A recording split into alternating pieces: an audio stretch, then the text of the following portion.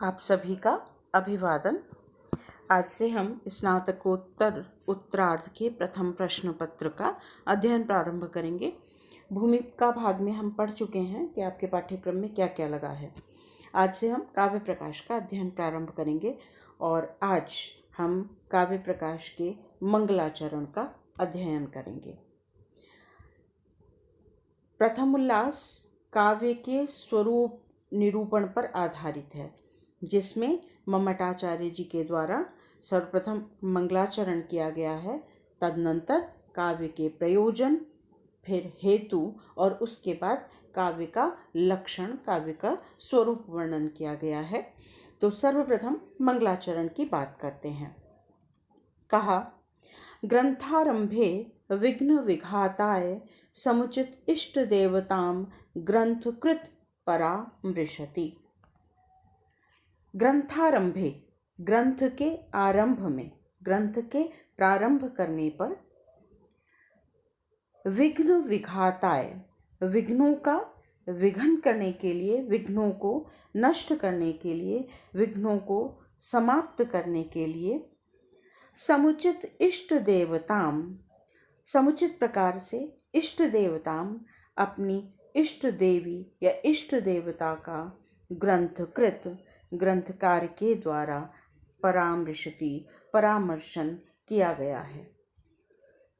ग्रंथ के आरंभ में ग्रंथकार विघ्न विघाताय, विघ्नों का नाश करने के लिए, समुचित इष्ट देवताम, समुचित प्रकार से इष्ट देव का परामृशति, परामर्शन करते हैं। ग्रंथकार इष्ट देवता का स्मरण करते हैं। ये आपको पता है कि मंगलाचरण की परंपरा है हमारे साहित्य में। कोई भी कार्य, और ये केवल साहित्य की ही बात नहीं है, हमारी संस्कृति का एक अभिन्न अंग है कि हम कोई भी कार्य जब प्रारंभ करते हैं तो सबसे पहले हम अपने इष्ट देव का स्मरण करते हैं, ताकि वह कार्य निर्विघ्न समाप्त हो सके, निर्विघ्न अपने लक्ष्य को प्राप्त कर सके। और यदि कोई इस परंपरा को भूल गया है, विशेषकर छात्रों के लिए मैं ये बात कह रही हूँ कि यदि आप इस परंपरा को भूल गए हैं तो इसे फिर से अपनी स्मृति में लाइए और फिर इसका अभ्यास प्रारंभ कीजिए कि जब भी आप अध्ययन करने के लिए बैठते हैं तो अध्ययन करने से पूर्व आप अपने इष्ट देवता का, परमात्मा का स्मरण करें और फिर अपने अध्ययन कार्य को प्रारंभ करें। यह आपके अध्ययन को निर्विघ्न बनाने के लिए और उसको अपने लक्ष्य तक पहुंचाने के लिए परम आवश्यक है। तो हमारी इस परंपरा का हमारे साहित्य में भी पूरी तरह से पालन अनुपालन किया गया है।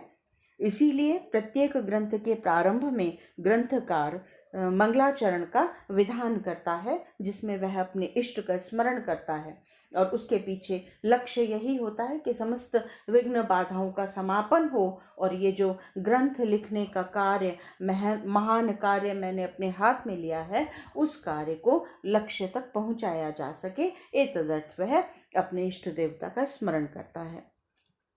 यहाँ पर ग्रंथकार कहते हैं, नियतिकृत नियम रहिताम ह्लादैकमयीम अनन्य परतंत्राम नवरस रुचिराम निर्मितिम आददति भारती कवेर जयति।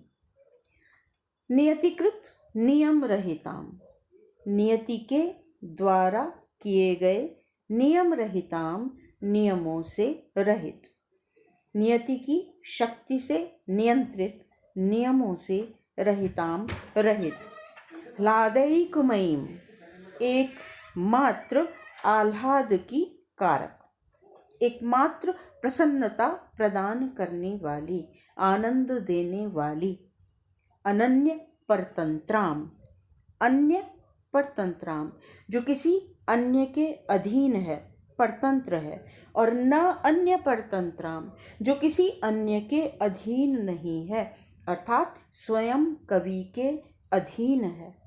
नव रस रुचिराम, नव रसों से रुचिकर, निर्मितिम आदधति, निर्मिति को, निर्माण को, काव्य सृष्टि को, आदधति धारण करने वाली, कवेः भारती जयति, कवि की भारती, कवि की वाणी, कवि वाणी जयति विजयते, विजय को प्राप्त होती है। फिर देखें एक बार, नियतिकृत नियम रहिताम, नियति के प्रकृति के बनाए गए नियमों से रहिताम रहित, लादैकमयीम एकमात्र आनंद को देने वाली, प्रसन्नता प्रदान करने वाली, आनंद मात्र स्वभाव वाली, अनन्य परतंत्राम अन्य न, जो अन्य किसी के अधीन नहीं है, अर्थात कवि के एकमात्र अधीन, नवरस रुचिराम नव रसों से रुचिकर, श्रृंगार हास्य करुणादि नव रसों से मनोहर रुचिकर, निर्मितिम आदधति निर्मिति को, काव्य सृष्टि को, आदधति धारण करने वाली, कवेः भारती जयति कवि की वाणी, जयति विजयते विजय को प्राप्त होती है, इस संसार में विजयी होती है। यह इस पद्य का अर्थ हुआ। अब लक्षण शास्त्र के ग्रंथों का या जो भी शास्त्रीय ग्रंथ हैं उनके अध्ययन की परंपरा भिन्न होती है। अभी तक आपने साहित्य का अध्ययन किया, काव्य का अध्ययन किया, पद्य का अध्ययन किया। वहाँ हम शब्द को पढ़ते हैं, उसके अर्थ को पढ़ते हैं और फिर शब्दगत सौंदर्य को, अर्थगत सौंदर्य को छंद अलंकार आदि के माध्यम से दृष्टिगत करते हैं, दृष्टिपात करते हैं, छंद कौन सा है, अलंकार कौन सा है। फिर हम उसकी व्याकरण सम्मत जानकारी लेते हैं, क्योंकि व्याकरण से भी हमें शब्द के अर्थ तक पहुंचने में सहायता मिलती है व्याकरण से, तो इसलिए हम उसके व्याकरण का अध्ययन करते हैं। फिर उसमें कौन कौन से समास हो गए, कारक हो गए और अन्य क्या क्या उसके भाग उपभाग हैं, उन सब का हम अध्ययन करते हैं। और फिर हम उसके भावगत सौंदर्य को देखते हैं, कला पक्ष को देखते हैं। ये साहित्य के अध्ययन की परंपरा है। लेकिन शास्त्रीय ग्रंथ में वहाँ शब्दगत अर्थ, शब्द और अर्थ उन दोनों का साहित्य तो है, किंतु वहाँ पर हम उसके काव्य पक्ष को, सौंदर्य पक्ष को, भाव पक्ष को, व्याख्या पक्ष को उस रूप में नहीं देखते जैसे कि हम साहित्य का अध्ययन करते समय देखते हैं। यहाँ शास्त्रीय ग्रंथों में एक एक शब्द जो है हम उसकी व्याख्या करते हैं, उसका विश्लेषण करते हैं कि यहाँ इस शब्द को ग्रंथकार के द्वारा किस उद्देश्य से रखा गया है। तो यहाँ देखिए, इन्होंने कहा भारती, कवेः भारती कवि की वाणी, कवि की वाणी की जय कवि कह रहे हैं। एक तरह से सरस्वती की स्तुति हो गई, वाणी की देवी सरस्वती का आराधन हो गया, तो यह मंगलाचरण की प्रक्रिया पूरी होती है। लेकिन वह सरस्वती भी जो है वह कवि की वाणी है, कवि की वाणी जो अक्षुण्ण यश को धारण करती है, दिग दिगंत तक फैलती है और अक्षुण्ण समय तक चलती रहती है, जिसका क्षय नहीं होता कभी भी। ऐसी यशः काया वाली जो कवि की वाणी है वह विजय को प्राप्त हो, तो यह मंगलाचरण हुआ। इसके लिए कवि ने 4 विशेषणों का प्रयोग किया है। कवि ग्रंथकार के द्वारा, ममटाचार्य के द्वारा 4 शब्दों का प्रयोग किया गया। नियतिकृत नियम रहिताम, ह्लादैकमयीम, अनन्य परतंत्राम, नवरस रुचिराम। अब हम इसका अगर व्याख्या करें तो हम क्या देखेंगे कि ब्रह्मणा निर्मिति की दृष्टि, जो सामान्य प्रकृति है, सृष्टि है, वह हमें कैसी दिखाई देती है। जो विशेषण प्रयुक्त किए गए हैं, यहाँ पर रखे गए हैं जो शब्द, उनसे विपरीत हमें ब्रह्मा की सृष्टि दिखती है। कैसी? नियतिकृत नियम युक्ता। ब्रह्मा की सृष्टि में, इस दृश्यमान जगत में सब कुछ नियमों के अधीन है, कुछ भी नियम से विपरीत नहीं होता। तेल तिलों से ही निकलेगा, बालुका से नहीं निकाला जा सकता। सुगंध पुष्प में ही हो सकती है, मुख में नहीं हो सकती। ऐसे बहुत सारे प्रकृति के नियम हैं जिनसे यह प्रकृति चलती है, और उन प्रकृति के नियमों में कभी भी अपवाद नहीं होता। सूर्य पृथ्वी का चक्कर नहीं लगाएगा, पृथ्वी ही सूर्य का परिक्रमा करेगी। तो सृष्टि में नियम है, जो जन्मा है उसकी मृत्यु निश्चित है, जिसका अस्तित्व है उसके अस्तित्व का एक दिन समापन। अस्तित्व का तात्पर्य जन्म लेना, जो हुआ है, उत्पन्न हुआ है, चाहे वस्तु हो अथवा मनुष्य हो अथवा अन्य कोई भी प्राणी हो, जिसने जन्म लिया है उसकी मृत्यु ध्रुव है, निश्चित है, और इसमें किसी भी प्रकार का परिवर्तन, कभी भी कोई अपवाद दिखाई नहीं देता। तो इसलिए ब्रह्मा की सृष्टि है नियतिकृत नियम युक्ता, नियमों से युक्त है। फिर सुख दुख मोह स्वभावा, वह एकमात्र आनंद को प्रदान करने वाली नहीं है, आह्लाद को उत्पन्न करने वाली नहीं है। हम सामान्य जीवन में अनुभव करते हैं, कभी हमें सुख का अनुभव होता है, कभी हमें दुख का अनुभव होता है, मोह है, लोभ है, ईर्ष्या है, समस्त भाव जो कभी अनुकूल होते हैं और कभी प्रतिकूल भी होते हैं, और जिनकी अनुभूति करके हमें कभी सुख की अनुभूति होती है और कभी दुख की अनुभूति होती है। सदैव आनंद का भाव नहीं रहता है, दुख भी आता है, सुख भी आता है। तो जो प्रकृति है, जो सामान्य सृष्टि है, जो ब्रह्मा की सृष्टि है, वह है सुख दुख मोह स्वभाव वाली। फिर अन्य परतंत्रा, वह अन्य के अधीन है, हमारे अपने अधीन नहीं है। किस अन्य के अधीन है वह है समवायी, असमवायी और निमित्त कारणों के अधीन है। 3 प्रकार के कारण कहे गए हैं, उपादान कारण, जिसे हम समवायी कारण कहते हैं, असमवायी कारण और निमित्त कारण। इन कारणों के अधीन है ब्रह्मा की सृष्टि। जैसे तंतु से पट की ही उत्पत्ति होगी, तंतु से घड़े का जन्म नहीं हो सकता है। समवायी कारण, असमवायी कारण, निमित्त कारण, और यदि इनमें से कोई भी कारण न मिले तो फिर जो सृष्टि है उसका वो स्वरूप नहीं रहेगा। उपादान कारण नहीं है तो उसकी सृष्टि ही नहीं होगी। और असमवायी और निमित्त का सहकारी कारण आदि जो हैं, ये कारण भी यदि उपलब्ध न हो तो सृष्टि की प्रक्रिया जो है वो बाधित होगी। तो वहाँ पर जो सृष्टि है वह कारणों के अधीन है, बिना कारण के कार्य की सृष्टि नहीं हो सकती है। तो वह है ब्रह्मा की इच्छा के अधीन या प्रकृति के नियमों के अधीन, वह स्वयं के अधीन नहीं है। फिर ब्रह्मा की सृष्टि है नवरस रुचिरा से भिन्न षड रस समन्विता। सामान्यतः हमें श्रृंगार, करुण, हास्य, इन रसों की अनुभूति नहीं होती। हमारी जिह्वा से हम जिन रसों की अनुभूति करते हैं वे क्या हैं? 6 रस जो आयुर्वेद में कहे गए हैं, कटु, अम्ल, मधुर, कटु, कषाय, लवण और तिक्त। इन 6 रसों से समन्वित है ब्रह्मा की सृष्टि। और अब यहाँ पर कहा जो कवि की सृष्टि है वह ब्रह्मा की सृष्टि से भिन्न है। जैसे ब्रह्मा की सृष्टि कही नियति के नियमों से युक्त, लेकिन कवि की सृष्टि है नियतिकृत नियम रहिताम। वहाँ प्रकृति का कोई नियम नहीं चलता। वहाँ आकाश में भी पुष्प की उत्पत्ति हो सकती है, खरगोश के सींग हो सकते हैं, और मुख में भी सुगंध हो सकती है, और कीर्ति में तो, यश में तो सुगंध होती ही है। कहाँ? कवि के संसार में। तो कवि का संसार स्वयं के अनुसार चलता है, उसमें प्रकृति के, सृष्टि के, ब्रह्मा के कोई नियम काम नहीं करते।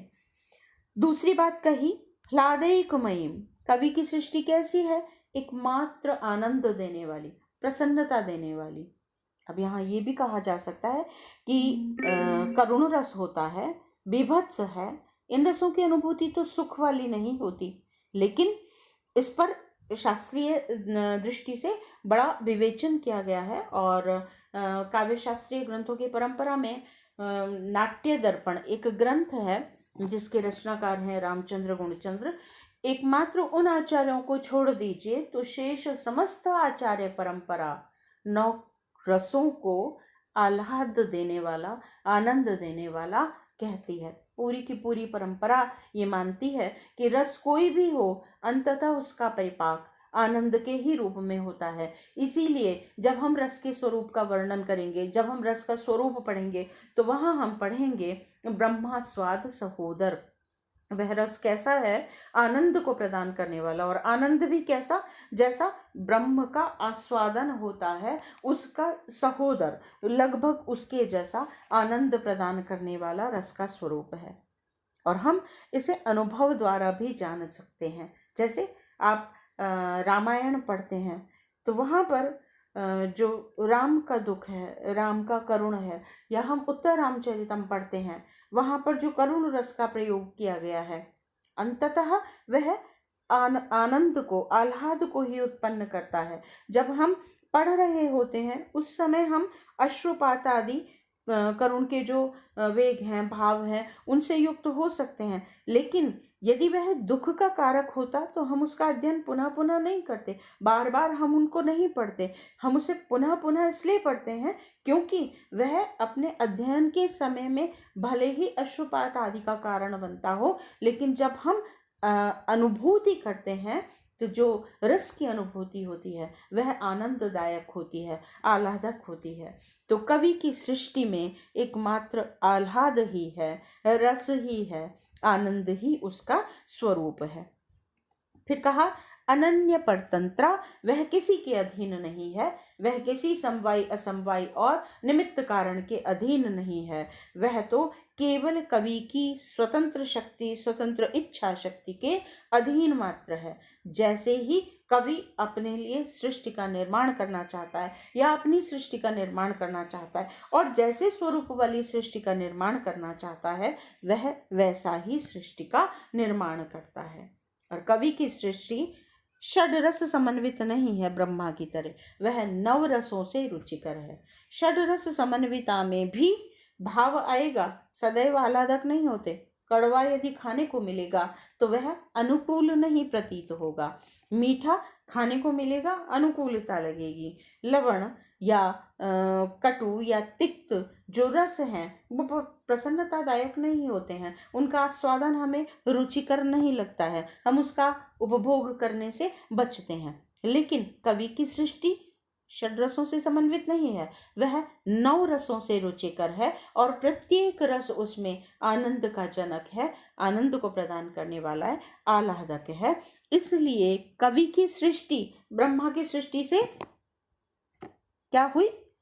अतिरिक्त हो गई, विशेष हो गई, विशिष्ट हो गई। और क्योंकि ब्रह्मा की सृष्टि से कवि की सृष्टि को अधिक बताया है, अतिशयित बताया है, इसलिए यहाँ पर हम कह सकते हैं कि व्यतिरेक अलंकार का प्रयोग किया गया है। तो कवि की सृष्टि या कवि की वाणी क्यों विजयी है, क्यों असीमित समय तक बनी रहने वाली है? क्योंकि वह सृष्टि के सामान्य नियमों से भिन्न है। सृष्टि की जो प्रकृति है, प्रकृति की जो रचना है या ब्रह्मा की जो रचना है, यह जो दृश्यमान जगत है, यह नियति के नियमों से युक्त है, दुख सुख मोह स्वभाव वाला है, उपादान आदि कारणों के अधीन है और षड रसों से समन्वित है, जो सदैव आह्लादक आनंददायक नहीं होते। लेकिन कवि की जो सृष्टि है वह नियति के नियमों से रहित है, एकमात्र प्रसन्नता प्रदान करने वाली है, किसी अन्य के अधीन नहीं है और नौ रसों के कारण सदैव ही रुचिकर प्रतीत होती है, आनंददायक लगती है। हम पुनः पुनः उसे पढ़ना चाहते हैं, पुनः पुनः उसका अनुभव, उसका रसास्वादन करना चाहते हैं। इसलिए कवि की जो सृष्टि है वह ब्रह्मा की सृष्टि से अधिक है। इसलिए कहा कवेः भारती जयति। अब यहाँ कारिका के साथ साथ जो ग्रंथकार हैं उनके द्वारा वृत्ति भाग का भी निर्माण किया गया। कारिकाएं बहुत संक्षेप में किसी तथ्य को रखती हैं, कहती हैं। ये सूत्रात्मक शैली है, हमारे यहाँ पर परंपरा रही है बहुत कम से कम शब्दों में अधिक से अधिक बातों को कहने की। इसीलिए सूत्र साहित्य का निर्माण किया गया, जिसमें पूर्ववर्ती संपूर्ण परंपरा को छोटे छोटे सूत्रों में आबद्ध कर उन्हें संग्रहित कर दिया गया। यही सूत्र साहित्य है। व्याकरण की भी यही परंपरा है। जो बात एक बार कही जा चुकी है उसको पुनः आवश्यकता होने पर कहीं भी वैयाकरणों के द्वारा नहीं कहा जाता, उसकी अनुवृत्ति वहाँ से ग्रहण कर ली जाती है। इसलिए छोटे छोटे सूत्र जिनमें बहुत सा अर्थ है या उसी प्रक्रिया को का निर्वाह करने के लिए उन्होंने संज्ञाएं बना दी ताकि उन्हें बार बार न कहना पड़े, केवल संज्ञा का नाम ले दिया जाता है और कह दिया जाता है इस संज्ञक को ऐसा आदेश होता है। तो सूत्र रूप में कहना यहाँ पर हमारे साहित्य में विद्वत्ता का परिचायक रहा है और उसका कारण भी है ताकि बहुत सारे तथ्यों को पुनः पुनः कहने से बचा जा सके और जो सार भाग है उसका संग्रह किया जा सके। तो कारिकाओं का निर्माण भी इसी सूत्रात्मक शैली में किया गया, लेकिन उनका फिर विवेचन, उनका विश्लेषण वृत्ति भाग के माध्यम से स्वयं ग्रंथकार के द्वारा ही किया गया है। तो कारिकाएं हैं और कारिकाओं के साथ में वृत्ति भाग है। तो ये जो मंगलाचरण की कारिका थी, इस कारिका का वृत्ति भाग अब हम पढ़ते हैं। नियति शक्त्या नियत रूपा। नियति शक्त्या, नियति की शक्ति से नियंत्रित। नियत रूपा, निश्चित स्वभाव वाली है। नियतिकृत का तात्पर्य है नियति शक्त्या नियत रूपा, नियति की शक्ति से निश्चित स्वरूप वाली। ह्लादैकमयीम, इसको विश्लेषित करते हुए उन्होंने कहा सुख दुख मोह स्वभावा। सुख दुख और मोह रूप स्वभाव वाली, परमाणुवादी उपादान कर्मादि सहकारी कारण पर तंत्रा। प्रारंभ में ब्रह्मा की सृष्टि को बता रहे हैं, तदनंतर कवि की सृष्टि का व्याख्यान करेंगे वृत्ति भाग में। तो ब्रह्मा की सृष्टि कैसी है? नियति शक्त्या नियत रूपा, नियति की शक्ति के अधीन निश्चित स्वरूप वाली। सुख दुख मोह स्वभावा, सुख दुख और मोह रूप स्वभाव वाली। परमाणु आदि उपादान कर्मादि, परमाणु आदि उपादान कारण, कर्म आदि सहकारी कारण, परतंत्रा, कर्म आदि और सहकारी कारण आदि के, या कर्म ही है सहकारी कारण, तो परमाणु आदि उपादान कारण और कर्म आदि सहकारी कारणों के परतंत्र अधीन है। षड्रसा, 6 रसों से युक्त। न च हृदयैव, और वे 6 रस भी सदैव ही हृदयैव न, हृदयैव आह्लादक नहीं है, जो सदैव आह्लादक नहीं है। तई तादृशी ब्रह्मणो निर्मिति निर्माणम, तादृशी उस प्रकार की ब्रह्मणो निर्मितिर निर्माणम, ब्रह्मा की निर्मिति है अर्थात निर्माण है अर्थात सृष्टि है। ब्रह्मा की सृष्टि कैसी है? नियति शक्त्या नियत रूपा, नियति की शक्ति से नियंत्रित, नियत रूपा निश्चित स्वभाव वाली। सुख दुख मोह स्वभावा, सुख दुख और मोह रूप स्वभाव वाली। परमाणु आदि उपादान कारणों और कर्म आदि सहकारी कारणों के अधीन परतंत्र। षड्रसा, 6 रसों से युक्त। न च हृदय, और सदैव ही जो आह्लादक नहीं है। ऐसी तादृशी उस प्रकार की ब्रह्मणो निर्मितिर निर्माणम, ब्रह्मा की निर्मिति है निर्माण है। और एतद विलक्षणा तु, इनसे विलक्षण ही कवि वांग निर्मिति ही, कवि की वाणी का निर्माण है, कवि का काव्य है। अतएव जयति, इसलिए ही जयति विजयते, विजय को प्राप्त हो, इसीलिए उत्कृष्ट है। जयति इति अर्थेंच। अब यहाँ जयति का ग्रंथकार के द्वारा एक और भाग कहा गया है, एक और अर्थ या एक और भाव अभिव्यक्त किया गया है। जयति इति अर्थेन च, जयति इस पद से, इस अर्थ से नमस्कार आक्षिप्यत, नमस्कार का आक्षेप होता है, नमस्कार का कथन होता है। इति ताम प्रति अस्मि प्रणत इति लभ्यते, और उस नमस्कार के द्वारा या इस जयति पद के द्वारा क्या लभ्यते, क्या अर्थ प्राप्त होता है? ताम प्रति, उसके प्रति, किसके प्रति? कवि वांग निर्मिति, कवि की जो वाणी है, उसका जो निर्माण है, कवि का जो काव्य है, या वाग देवी जो है, ताम प्रति प्रणत अस्मि, उसके प्रति मैं प्रणाम करता हूँ, उसकी मैं स्तुति करता हूँ।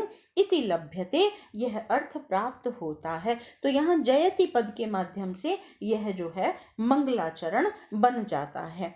तो पहले ब्रह्मा की सृष्टि का कथन किया गया इस वृत्ति भाग में, और फिर कहा गया एतद विलक्षणा तो कविवांग निर्मिति ही, इससे विलक्षण है कवि की वाणी का कार्य। अतएव जयति, इसीलिए वह वाग्देवी उत्कृष्ट है, सर्वोत्कृष्ट है।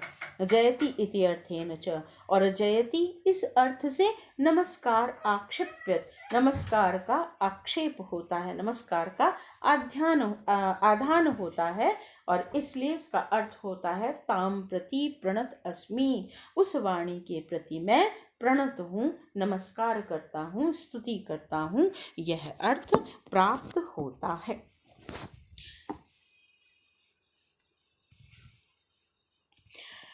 कवि की वाणी, कवि का कार्य कैसा है, इसके लिए एक श्लोक बताऊंगी मैं आपको। अग्नि पुराण में कहा गया है, अपारे काव्य संसारे कविरेकः प्रजापति, यथास्मै रोचते विश्वम तथा वै परिवर्तते। जो कहा ना अनन्य परतंत्राम, यह किसी अन्य के अधीन नहीं है, यह एकमात्र कवि की अपनी इच्छा शक्ति पर निर्भर करता है कि वह अपने काव्य में किस तरह का वर्णन करेगा, सृष्टि को, मनुष्यों को, किसी भी वस्तु को किस रूप में रखेगा। इसलिए अग्नि पुराण में कहा गया है, अपारे काव्य संसारे, अपार काव्य संसार में कवि ही एकमात्र प्रजापति है। यथास्मै रोचते, जैसा इस कवि को रुचिकर लगता है, यह विश्व को तथैव परिवर्तित कर देता है, परिवर्तन कर देता है, अपने अनुसार सृष्टि का निर्माण करता है।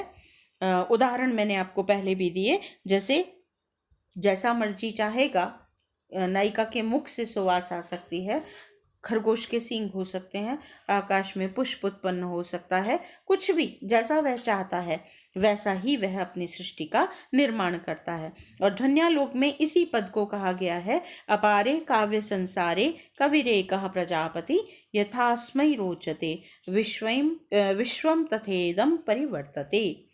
यहाँ जो वृत्ति भाग की अंतिम पंक्ति है, उससे मंगलाचरण की पूर्ति हो जाती है। जयति इति पदेन नमस्कारम आक्षेप्यत, जयति इस पद से नमस्कार का आक्षेप होता है, यह अर्थ है एतदर्थ, यह मंगलाचरण संपूर्ण होता है काव्य प्रकाश का।